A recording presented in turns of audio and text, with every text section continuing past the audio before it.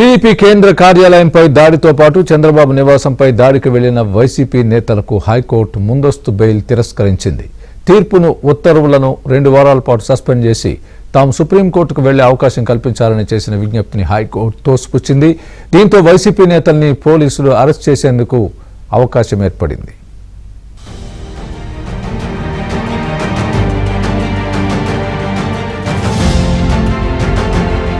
YCP నేతలకు హైకోర్టులో చుక్కెదిరింది.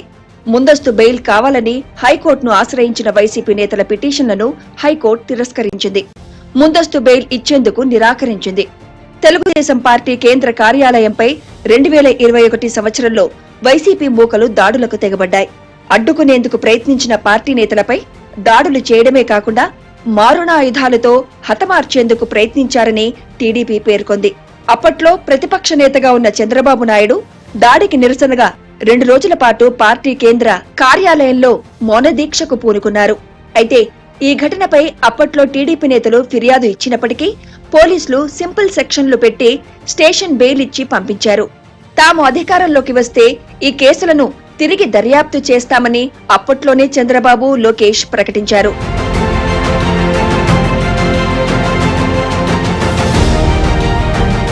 అధికారంలోకి వచ్చిన వెంటనే ఈ కేసును పునర్దర్యాప్తు చేయాలని ఆదేశించారు. పోలీసులు కేసు దర్యాప్తు చేసి ఎఫ్ఐఆర్లో అదనంగా హత్యాయత్నం సెక్షన్ను జతచేశారు. ఎఫ్ఐఆర్ మార్పు జరిగిన వెంటనే వైసీపీ నేతలు హైకోర్టులో ముందస్తు బెయిల్ పిటిషన్లు దాఖలు చేశారు.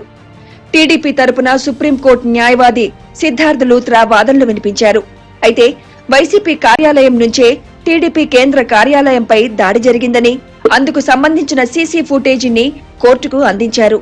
దాడికి వైసీపీ నేతలకు సంబంధం లేదని, ఈ కేసులో ఇప్పుడు పోలీసులు 307 సెక్షన్ పెట్టడం అన్యాయమని వైసీపీ నేతలు తరపున న్యాయవాదులు వాదనలు వినిపించారు. వాదనలు అనంతరం హైకోర్టు తీర్పును రిజర్వ్ చేసింది. అయితే ఈ కేసులో వైసీపీ ఎమ్మెల్సీలు లేళ్ల అప్పిరెడ్డి, తలసిల రఘురాం, మాజీ ఎంపీ నందిగం సురేష్, దేవినేని అవినాష్ తో పాటు 14 మందికి బెయిల్ను తిరస్కరిస్తూ ఉత్తర్వులు జారీ చేసింది.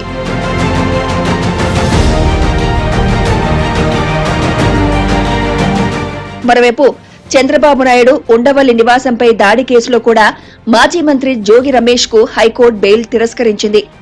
జోగి రమేష్ తన అనుచరులను వేసుకుని చంద్రబాబు ఇంటికి మారణాయుధాలతో వెళ్లడమే కాకుండా తాను చంద్రబాబు అపాయింట్మెంట్ కోసం వచ్చానని జోగి రమేష్ చెప్పడంతో ఆశ్చర్యం వ్యక్తమైంది.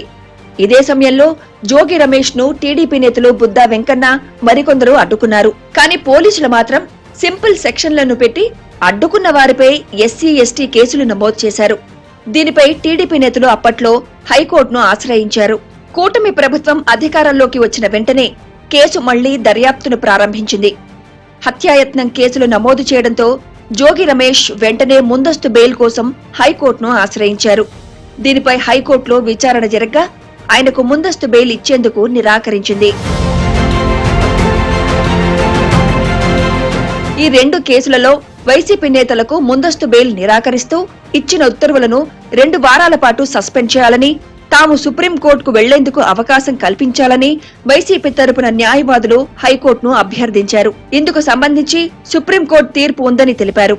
అయితే టీడీపీ తరపు న్యాయవాదులు అటువంటి తీర్పు ఏమీ లేదని, సుప్రీం తీర్పును వక్రీకరిస్తున్నారని తీర్పు కాపీని ఇచ్చారు. వెంటనే హైకోర్టు న్యాయమూర్తి 2 తీర్పులను పరిశీలించి అరెస్టు నుంచి రక్షణ కల్పించేందుకు నిరాకరిస్తూ ఉత్తర్వులు జారీ చేశారు. ఇలాంటి కేసులలో ముందస్తు బెయిల్ ఇవ్వడం సాధ్యం కాదని, అరెస్టు నుంచి రక్షణ కల్పించలేమని హైకోర్టు స్పష్టం చేసింది. దీంతో వైసీపీ నేతలు జోగి రమేష్, దేవినేని అవినాష్, నందిగం సురేష్, లేళ్ల అప్పిరెడ్డి, తలసిల రఘురాంలను అరెస్ట్ చేసేందుకు పోలీసులకు అవకాశం ఏర్పడింది. ఇదిలా ఉంటే ముందస్తు బెయిల్ పిటిషన్ను డిస్మిస్ చేయడంతో గుంటూరు వైసీపీ నేతల్లో టెన్షన్ మొదలైంది. హైకోర్టు తీర్పుతో మాజీ ఎంపీ నందిగం సురేష్, ఎమ్మెల్సీ అప్పిరెడ్డి, పలువురు వైసీపీ నేతలు అజ్ఞాతంలోకి వెళ్లినట్లు సమాచారం. మాజీ ఎంపీ నందిగం సురేష్ ను అరెస్టు చేయడానికి పోలీసులు వెళ్లినప్పటికీ ఆయన ఇంట్లో లేకపోవడంతో వెనుదిరిగారు.